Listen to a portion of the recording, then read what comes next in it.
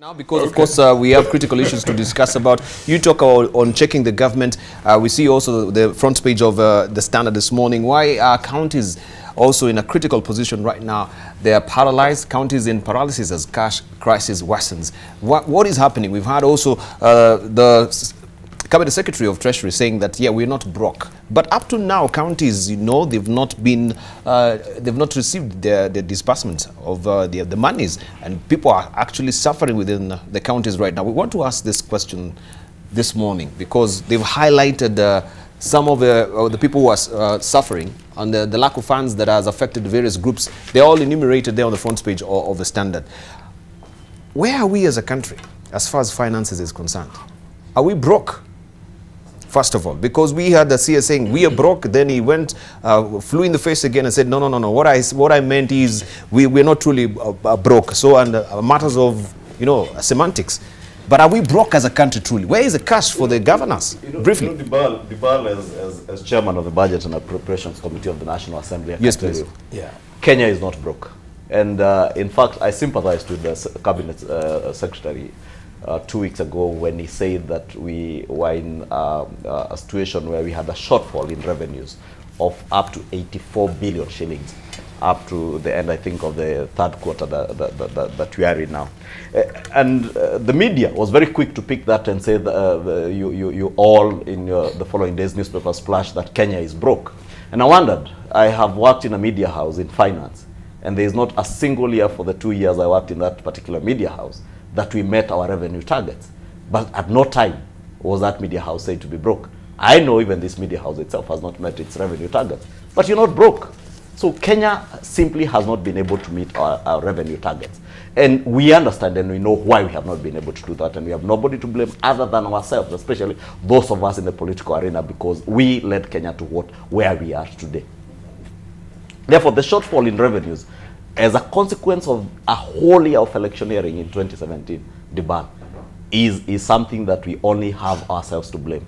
However, the question that the Cabinet Secretary put, and I think the Council of Governors also come out strongly to oppose, is a question of having an amendment to the Division of Revenue Bill of this current financial year to have austerity measures in the county governments. Because the national government in November or October last year, immediately after, just before the elections in October, early October, we cut about 75% of all recurrent expenditure across the board in national government. But what we projected to release to the counties, even with the shortfall of 84 billion shillings as we speak this morning, the county governments are still expecting their money as it were passed in the 2017-2018 the Division of Revenue Bill. Therefore, that's what the Cabinet Secretary was asking.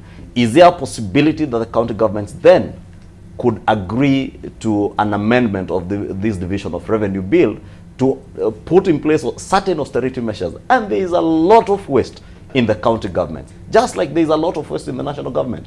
Nobody today, Debarl, has died because there was a 75% austerity cut in recurrent expenditure. The same could easily happen in the county governments.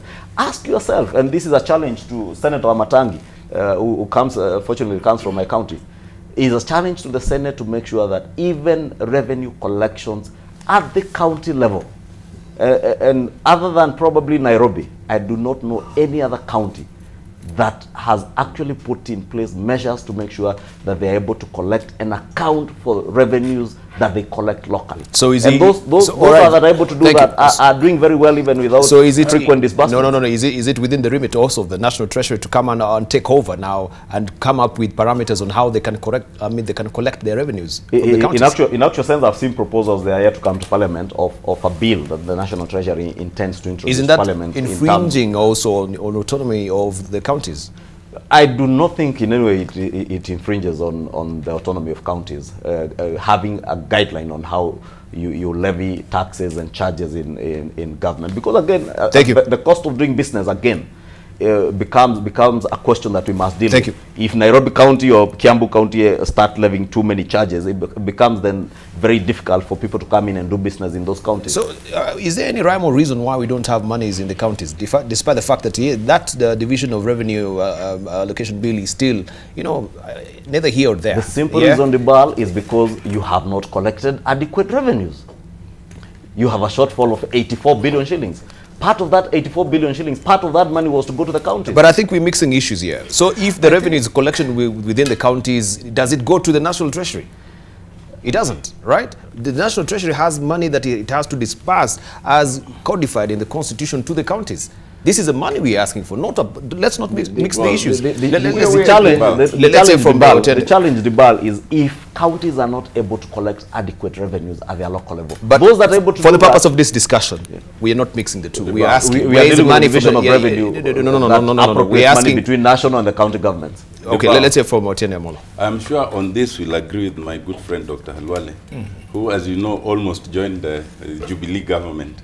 And at that time, he was very, measured, Dr. Halwale here. But at least he has done one thing. He has acknowledged Raila is the leader of opposition, and Uhuru is the leader of the government side. Yes. And so when you are leader, negotiate something, you should follow, as you yourself said earlier. You have no business starting to run away from it. Having said that, I think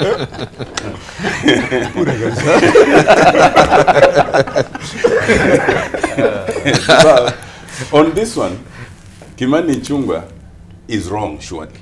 The beginning of solving any problem is to acknowledge it. The government is broke.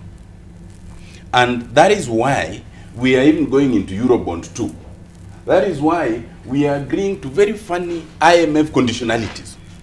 That is why, as we speak, almost all counties, irrespective of which political divide, are acknowledging that there's a problem. That is why even Kimani Ichung'wah has not received the CDF allocation, which he is entitled to. Who said that? You have not, no single constituency has received the entire allocation of CDF. Unless by virtue of being chairman, you have a backdoor way of getting it. But the rest of us let us know this morning. Have not. That is why I think I'll let you get even the controller of budget has presented a report to Parliament lately where she is proposing a raft of measures which are aimed at reducing this gap. Of course it is broke. And finally, that is why everyone, including my friend, Kimani Wamatangi, is saying the whole country has excelled. It has excelled because we are broke, but we are also in that situation where, because of the political temperatures, it was getting worse. It's not getting better. Now, to say we are broke is not to condemn anyone. Is to acknowledge that we are not able to meet, our expenditure, the recurrent expenditure. And what we should be focused on then is what do we need to do to bridge that gap. Unfortunately, some of the things that have happened is that we borrow to pay back debts, and even the money we borrow, some of it disappears in the crevices, without clear explanation. And I've raised this before, and we will continue to raise this, that we are borrowing, we are now in Eurobond 2 before getting all the answers, the audit queries to Eurobond 1. And I've just seen in the papers that even this Eurobond 2, the 200 billion that was raised, what has come in is 160 billion.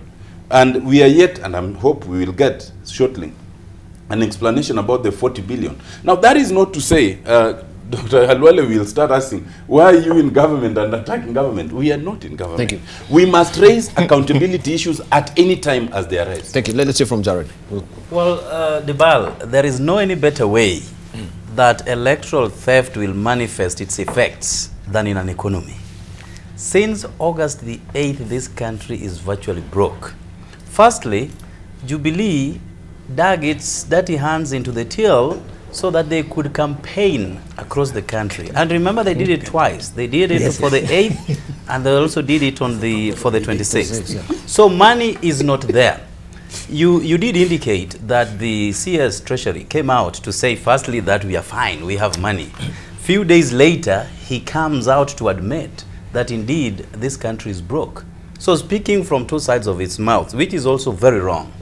As my brother Otiende has said, you firstly, in order to address a problem, admit that there is a problem. Now, you know of roughshod borrowing by Jubilee, and they borrow so that they can pay a loan, borrowing from Paul to pay Peter, or rather digging a hole to fill the other. That is what they are virtually doing. In decent borrowing, you only borrow for infrastructural and developmental matters, not to pay other loans that are accruing. So that is another problem that we are having with Jubilee. The investor confidence is fully eroded. So if there are no investors coming in to help spur economic growth, the resultant feature is that the country will run broke. And so we are actually paying the price for electoral discord. And that is why we are saying, even as we move on with the dialogue, one fundamental issue that must be brought on the table is electoral justice. Having looked at electoral justice, we then look at if our electoral merchandise works for this country or not. And if it will again, move to a point where we have to reconfigure IEBC again, so be it. Because again, we do not want to see a situation where every electoral cycle, this country undergoes the similar problems that we are experiencing to this very day. Thank you. And then finally, you talked about the counties. One, there are very stringent measures as regards procurement through the Public Procurement Disposal Act. And you have to take so long before a tender is awarded. And remember, we are in April. We are going into April. And by June the 30th, this financial year must close. And the effect is that any money that shall be still lying at the county must be taken back to Treasury. So you look at how the counties currently do not have any money. Perhaps they're going to release these monies in May or end of June. By the time the procurement procedures are done, it will be 30th of June, and monies will have to be brought back. So you look at the service, those who give them services at the counties, and whatever the facilities that they use, and the expenditures, be it recurrent or utilities, and so it's a total discord that this country is going through. Let's see from Mwatangi, then we prepare our headline thoughts, please. Yes, Debarl, I would want to address this from two fronts. One, this one. Let me clear and help you correct one concept there. That you asked a question: is revenue collected in counties part of what you call, county funds as they should be given by government? And the answer is yes, a firm yes. All counties operate an account called the CRF account, as a county revenue fund account.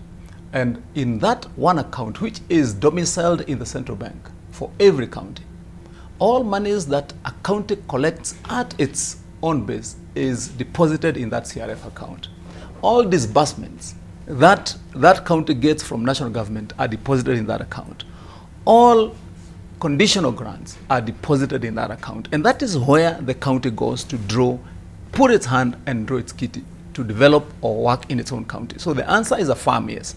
Now, so when you talk about scarcity of funds in the counties, you're basically talking about two things. And first, I'd want to remind you, you see, when we accepted devolution, and Kenyans overwhelmingly voted for it, it is underlined in the Constitution that it was to enable the spread of, and the key word here is scarce resources.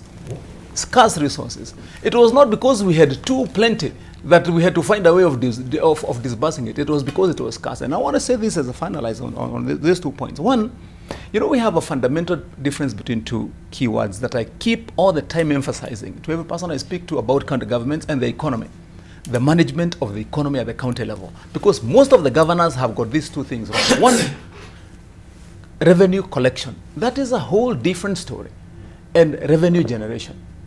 Because, most of the chiefs we have in the counties, when they went to sit at the county, every focus they have is of a ball that goes around to collect revenue. But the few, very few, who sit at the helm have got it right and know that the most important part of their role is revenue generation. And those who are able to mix the two and get it right are not in that crisis. I want to say two things very quickly. One, before we went to the elections, most of the counties, and Boni Halwale was a member of the Public Accounts Committee with me, Indeed, he was my chairman a year before the last. When we consolidated all the pending bills in all the counties before the election, they amounted to slightly below 40 billion.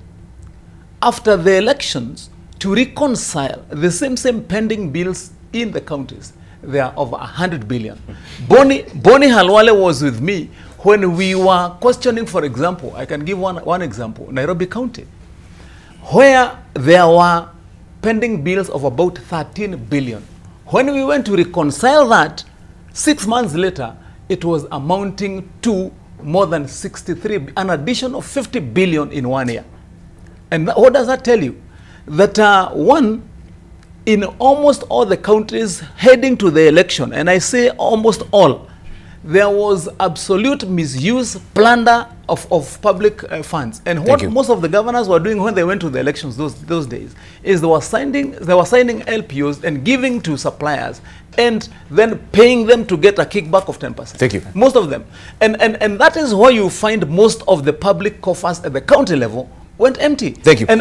So we need to leave at that. On this question, when we want to blame or ask how have we gotten into the process, you would first be asking the managers of the funds at the county level, because you are the one who is in control of your CRF account all the time.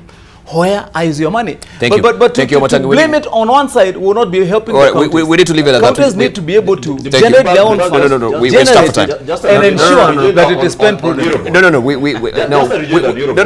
stop for time. No, we need to leave it at that. Yeah, it is 2+8. We need to leave it at that. We're stop for time, and of course, this is an ongoing discussion. We will pick it up later next week. And I know.